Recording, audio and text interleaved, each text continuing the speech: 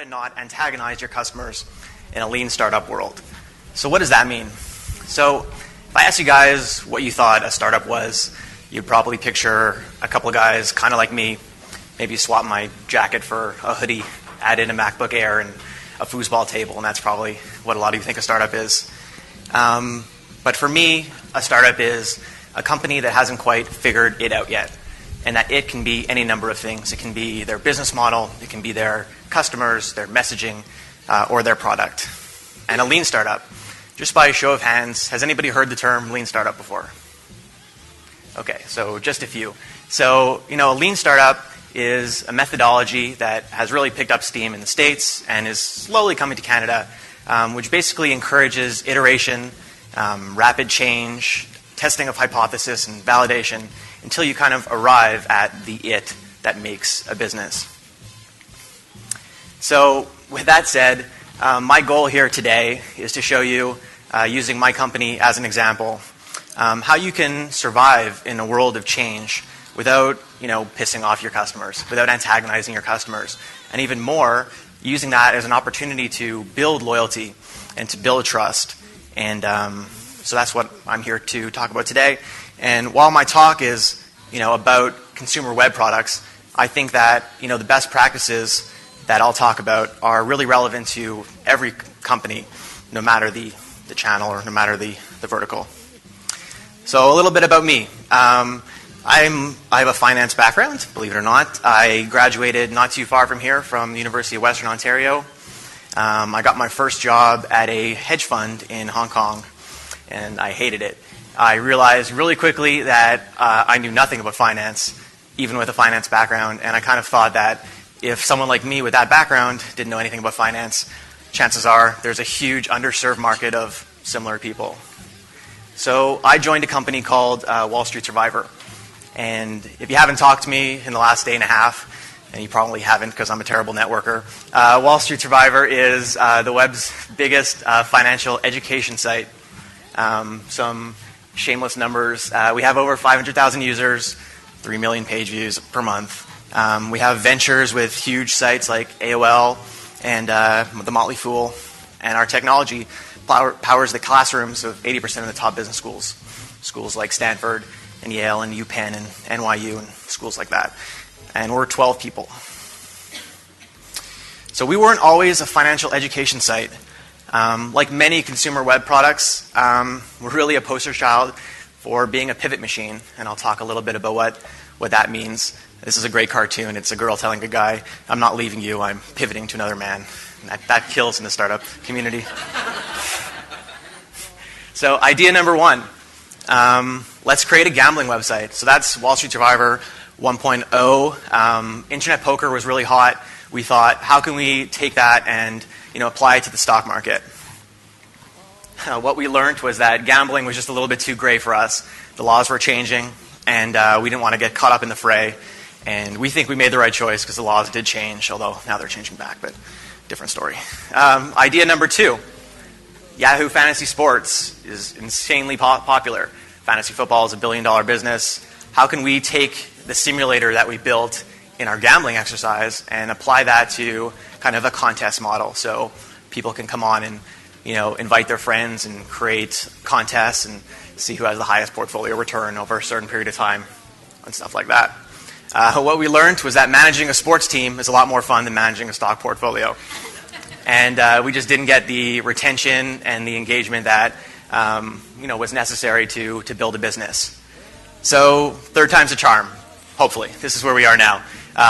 We took the simulator that we built in our first iteration. We took the social aspects that we built in our second iteration. We slapped on a lot of content and videos and all kinds of fun stuff. And we arrived at a financial education platform. And so far it's been successful. We've been able to integrate onto third-party sites like Daily Finance. This is an AOL property. Okay, so all that leads to this. In a very short period of time, that's a lot of change. And we were lucky enough to build up an audience over that period of time. So what I'm going to be talking about for the rest of this talk is basically the 6 steps that we took to not antagonize our users in the process. and not lose our $1 million investment. That's what we spent acquiring those users. For some companies here, that may not be too much, but for us, that's monumental. So step number one, give people warnings. Lots of warnings. Early, often, and everywhere. You can't over-communicate change to your users enough. And I really stress that. This game is all about managing expectations, and you do that through communication. If you're able to set the proper expectations and then match those expectations, that's a great customer experience. And if you can beat those expectations, well, that's how you build loyalty, and that's how you build a brand. And the only way you can do that I know of is through proper communication. So where do you do that?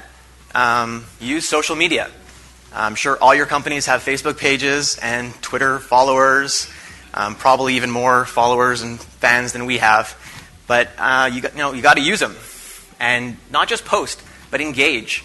This is a great way to build your community and explain what you're doing and answer questions and ask questions and build deep relationships. And social media is a great medium to do so. A blog. What we did is we initiated a launch blog.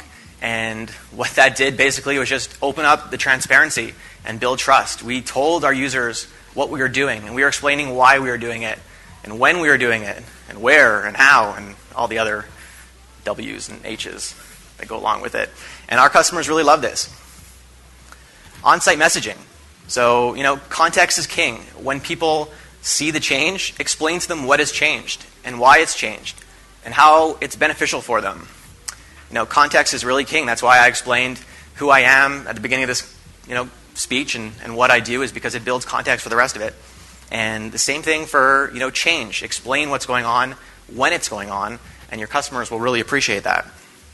So they don't often, it's possible they don't open your emails and they don't follow you on Twitter. You have to find all ways of reaching your customers. Email. I think this one goes without saying, send emails to your user base, and don't just sell them things. Explain to them what's going on, add value, and build relationships. So people ask me this question all the time. Whenever I do a blog post or a Facebook post, they say, "Don't you worry about your competitors knowing what you're doing?" And I say, no. It's all about execution. Ideas are a commodity, and they can be bought and sold and stolen and recreated, and the benefit of letting your users know what you're doing outweighs the negative of your competitors finding out what you're doing. Stealth mode is very overrated. So number 2, find your core. It doesn't matter what company you work for and what product you're selling. You have people who love your product. Otherwise, you wouldn't be in business. Like, you have people who use your product disproportionately to the rest of your users. So these two guys, this is TJ and Terrell Johnson from West Monroe, Louisiana, and they're Wall Street Survivor's 2 biggest fans. They log on 8+ times a day, and they have since 2007. That's a long time. That's a lot of visits. We love these guys. These guys are our best friends and should be. When we were going through periods of change, I would get them on the phone once or twice a week to tell them what we're doing, to get their feedback, to get them involved, to make them feel like they're part of the process. And, you guys have Johnson Brothers in your company. You just have to find them. And when you do find them, reach out and make it personal. This is a screenshot from my Gmail account. There's nothing worse than getting an email from info@yourcompany.com or helpme@yourcompanyname.com. That's the worst. This is the most efficient marketing tool that you have is your personal email account. I sent this to hundreds of people, and I'll tell you, my open rate on these emails were 4 times greater than when we used mass mailing. So don't ignore your personal email accounts. And tip. So the takeaway here, the more you connect with your power users, the more passionate they become about your company. The more engaged they feel about your product. And the more they become evangelists for your product. If you're building a community, the message can't come from your employees. They have to come from your community. And if you engage people, if you make your power users feel part of the process, then they'll become your spokespeople. And people listen to fellow members of the community. It's a herd mentality. So make sure that your core users are aligned with why you're doing things and how you're doing things. And a byproduct of talking to your power users is that you'll find out more about all your users, because it's impossible to reach out to 500,000 people, but it is possible to reach out to 100 people or 10 people, depending on the size of your company. Number 3, show mock-ups, show prototypes, get feedback early and often, and don't wait for finished products to show. So what we have here on, I'm not sure what side it is, but on the left is our first mock-up, on the right is our last mock-up when we were going through our last change. We thought the product on the left was killer. We thought the cartoon bull was going to revolutionize the way people learned about finance. We were wrong. Our customers hated it. And we saved, hundreds of thousands of dollars and so much time by finding it out at the picture phase and not at launch day. Tip, here is show, and show some more. The more you show, the less drastic your change will be on launch day. I think that goes without saying. Number 4, bring them into the process. And I kind of talked about this in the power user section, but what we did on a bigger scale is we created an invite-only beta version of our website. So what does that mean? That means we created basically a test version of wallstreetsurvivor.com before we were ready to launch. We called it beta.wallstreetsurvivor.com. We, months before, we collected email addresses and got people excited about using the prototype. And this works on a few levels. Number 1, it builds hype. It gets people excited about using your product. It's building a waiting line outside your store before it opens. Number 2, your users feel part of the process. They feel like they are working with you. They're helping you solve bugs. They're helping you give feedback. And I think that's critically important. And number 3 is you're able to collect data. And I won't talk too much about data because that's what those guys are talking about. But I will talk quickly about behavioral versus attitudinal data, which I think is very important. Behavioral data is things like time spent on site or number of purchases or stuff like that. And rather, attitudinal data is how they feel about your product. How in words how they experienced your product. And I think that's very much missing in the big data world, is how people feel about products, stuff that you can't tell by data. So they're both important, they're both critically important, but I feel like attitudinal data is sometimes missed. So how do we collect attitudinal data? We installed feedback gathering tools. These 3 tools cost us less than $100 a month and provided so much value. What we're doing is this is the mechanism by which people are able to give feedback. And this is, customer service 101. Give people a way of voicing their complaints. And you have a chance to win them back. And if you do, that's loyalty to the nth degree. Tip, and this goes to mockups too, if you're proud about your beta, if you're proud about your prototype, you're doing it wrong. It's not about showing things that are perfect, it's about collecting data and getting feedback. Number 5, give people options. People hate when change is forced upon them, even if you know that it's for the best. Have a transition plan. So I love stats. This is 2.79 million people. This is how many people still use AOL dial-up. That's shocking to me. These people hear a dial tone when they log on to the internet, and they get kicked off when their parents pick up the phone. At least that was my experience with AOL back in the day. So what am I trying to say here? Some people will not change. But if it's profitable to do so, do like AOL. Keep it going. What did we do? We kept our version of Wall Street Survivor going. So you can still go to legacy.wallstreetsurvivor and play in the fantasy stock market game. But the tip here is make the old site feel like a rusty old car. And you do that not by telling them that it's a rusty old car, but by continuously innovating on your new product. Make them feel like the new product is so superior that they have to go to it, that the old one is just a rusty old car by comparison. And number 6, sometimes customers are just wrong. And this kind of goes against what I was saying in number 1, 2, 3, 5. But, take what your customers say with a grain of salt. Sometimes they don't know what's best for them. Especially your best customers. They're biased. They're your best customers because they love your product. And they've built an emotional attachment to it. And they feel, they feel bad that you've changed it. This is something that they love and they use on a daily basis. So it doesn't matter if it's better or worse. They love it because they love it. So if companies only cared about what their current customers wanted, there'd be no innovation. That goes without saying. So that's it for Wall Street Survivor. But I have a bonus case study.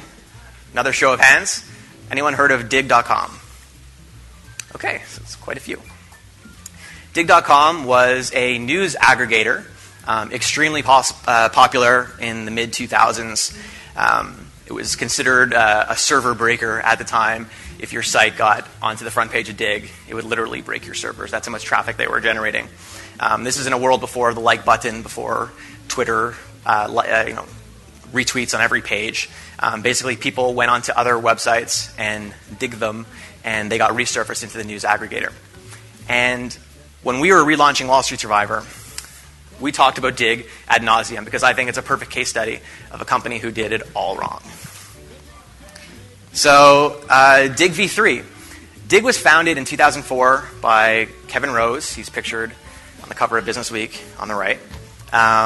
In 2008, Google offered to buy it for $200 million, which is a lot of money. They were very close to taking it. 11th hour, they turned it down. In the short run, they were right. By 2010, it was one of the 10 biggest sites on the internet in terms of traffic. Dig v4. Later in 2010, Dig relaunched their site. Totally new functionality, new design, and it was a just mammoth catastrophe. In 1 month after their launch, their traffic dropped 34%, and they never got it back. Last year, they sold it for $500,000. That's quite a fall from $200 million 2 years before. So where did they go wrong? Fatal mistake number one, they didn't involve their power users. You think a site like Dig with millions of users would be too much to communicate to. But what data has shown then and afterwards is that there was a small minority of users who was controlling the majority of the activity on the site, less than 100 people. But when they made the change, they were as shocked as everybody. They just weren't brought into the process. So what happened? They headed over to their biggest competitor, Reddit.com, to complain, and they stayed there. And that beautiful X shows the transition from people on Dig to Reddit. This also goes back to installing feedback mechanisms.